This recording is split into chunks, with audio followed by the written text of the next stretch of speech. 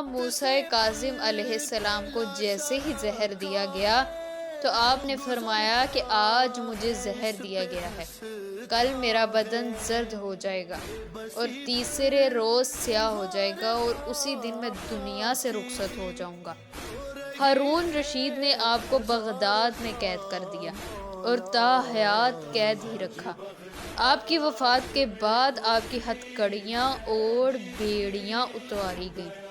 آپ کی وفات ہارون رشید کے خرمے میں زہر دینے کی وجہ سے ہوئی، جو کہ آپ 3 دن تک خرمے کھانے کے بعد تڑپتے رہے۔ وفات کے بعد آپ کے جسد اقدس کو قید خانے سے ہتھکڑیوں اور بیڑیوں سمیت نکال کر بغداد کے پل پر ڈال دیا گیا اور نہایت توہین آمیز الفاظ آپ اور آپ کے ماننے والوں کے بارے میں کہے گئے۔